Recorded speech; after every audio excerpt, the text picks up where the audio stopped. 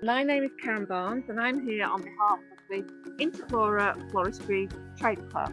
And I'm here at Bridge Farm Group in this amazing greenhouse full of red poinsettias, as you can see. And I'm very fortunate to grab the gentleman to my right, who's called Vaz, and he's head of growing. Hi, hello. If you're really interested and you would like to see some more inspiration, like, share and subscribe. And for a discount off the Floristry Trade Club membership, look at the link below in the description. So hi Vaz, thank you very much for your time. I know you're a very busy man.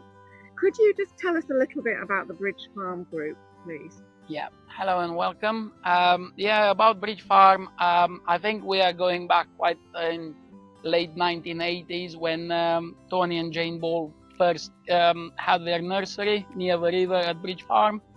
And then, it is a family business. In the last probably 10-15 years, we have expanded quite a lot.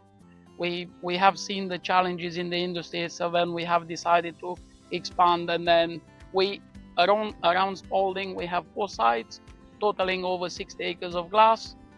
60 acres? Yeah, 60 wow, acres. That's huge.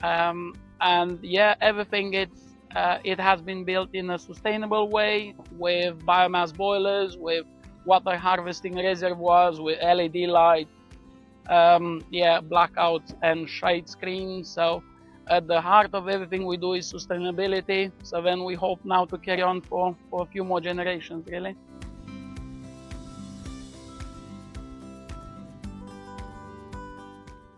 So Vaz, I can see that we are surrounded with red poinsettias. How long have you been producing poinsettias? So as Bridge Farm Group, we are producing poinsettia since 2015. We started as a small grower. I think we had only a few thousand at the beginning to start gaining a bit of experience for ourselves and for customers to actually have confidence in us that we can grow it and deliver good quality crop. Currently, so we started about 5,000 in 2015. Yeah. Currently, we are around 1.5 million, maybe just a bit more. Oh, that's incredible. And are you one of the biggest poinsettia growers in the UK, or are you the biggest? I think we are the biggest poinsettia grower in UK. The next ones, they are less than half what we are producing, the second grower. So you certainly know what you're doing.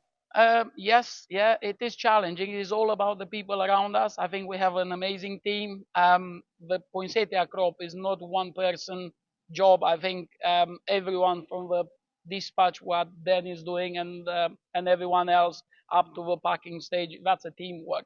So yes, we do know what we're doing.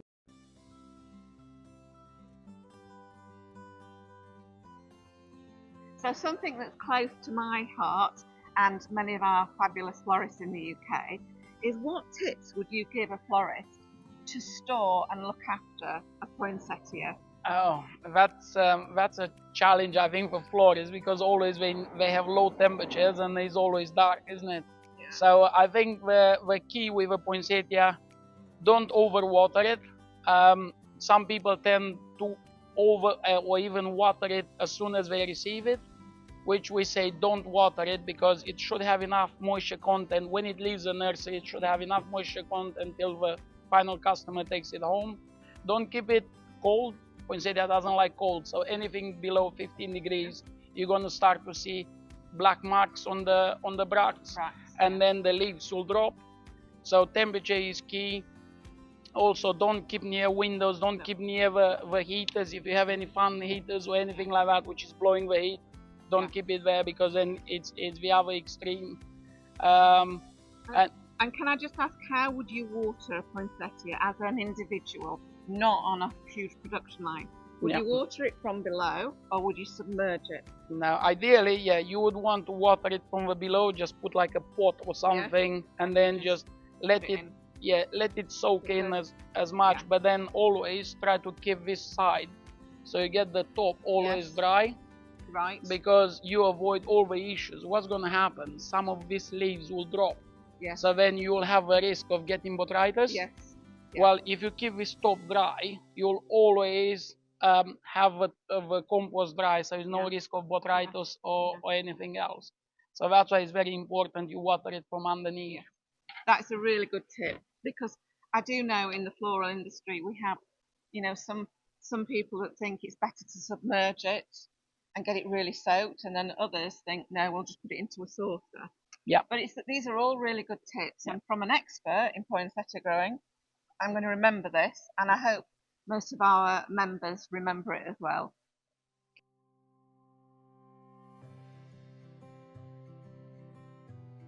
So, Vav, another very interesting question. What makes a great poinsettia for such an expert as yourself of growing poinsettias? I think depending on customers, and various customers will have various specifications, but like a good quality plant in general, I think, for example, this one, all you want all your numbers of heads, well, the bracts, to be on top and then as even as possible.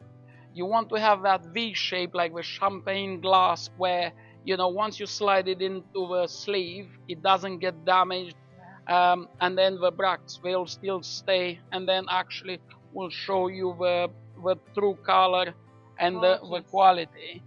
And also, it does matter, the quality of the growing media will have an impact on the plant. Yes.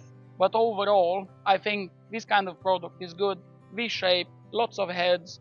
Siafia, obviously, in the middle.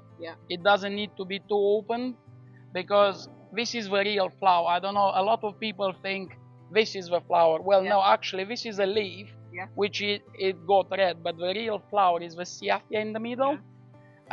So you don't want that to open, just to have enough shelf life. And as product, as breeders, they will need to work towards more V-shape, better quality, and long shelf life. I can see on this particular poinsettia that you can actually see the leaf has got that pigmentation of the red colour coming through. How do you get the poinsettias to be this fabulous, rich red colour? Well, part of it is the breeders, so they work for years. So to bring a new line of poinsettia will take you probably 5 to 7 years, I would have thought. Obviously, they'll know better. 5 to 7 years? Yes. Because with poinsettia, for example, you have only one go per year. If you would grow primrose or pansy violas, you can do it 2-3 times a year, and then you can improve. But these ones, you need to do something, wait till next year, tweak a bit, and then the breeders, then they'll just choose the right colors. However, because we have customers, we need to feedback, and we say, look, this one, for example, it is more on the orangey side, but then this depends on the light. So today is quite dull, for example. If you would put it in a supermarket with old sodium lights, that will show a lot more like orange than red, which is quite interesting. So all these things we need to feedback to the breeder, and say, we want our red like hot red, or you want a light red, and stuff like that. But it's a shame, really, in UK we sell most of our poinsettias in red. We have fantastic pink colors, we have fantastic white marbles, and all the other colors, but for some reason the consumers, they don't seem to be interested. No, they like their traditional red. And how do you get it to change the colour? Because I know, from what I can gather, they have to have extreme lengths of time in the dark and then some time in the light. Yes, because then what people don't realize, poinsettia originally is from Mexico, So I think I've sent one of my colleagues last week. I've been to Portugal and I've seen a poinsettia. It's like a tree, probably 4 meters high, and then, I don't know, maybe 5 meters wide. So what we tried to do, we brought it in UK, and then we tried to squeeze in a little pot, and then to have a certain amount of bracts, and then make it flower in a certain amount of time.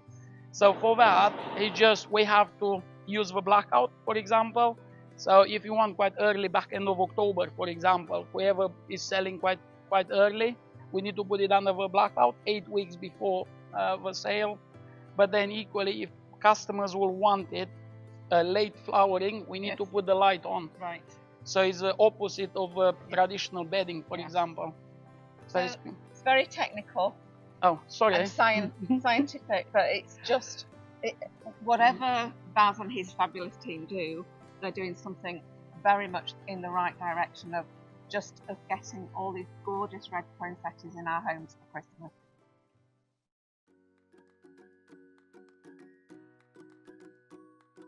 So another question, Baz, how many varieties other than red poinsettias do you grow? We grow probably about 3-4 varieties, but not in big numbers. Unfortunately, UK market requires only the red variety, the red color, which is part of as a volume from what we grow is probably 95-97% Wow. of the total volume. We do like our traditional poinsettias in the UK. Yep. So what other colour? I'm thinking of the white, which is not white, and the marble. But are there any others that? Yeah, we do have pinks, which are quite interesting. And then we have the pinks, marbles, white, and that's about it. Okay. So 97% that you grow in red poinsettias are just red. Yes. Wow.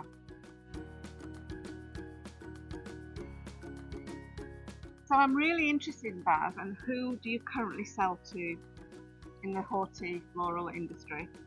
We have a wide range of customers, really, starting from the big retailers, from the top 5, all the way to the garden centers, which our wholesale. So as a business, we've got different branches. So together we are Bridge Farm Group. However, we've got the bioscience side, and then we got the wholesale, and we got the outlet side as well. So some of this product will end up with some of the garden centers through a different route from here. And the crops that we're looking at now that we are surrounded in, completely surrounded in, a red sea of poinsettias. We've got a couple of weeks as we're filming.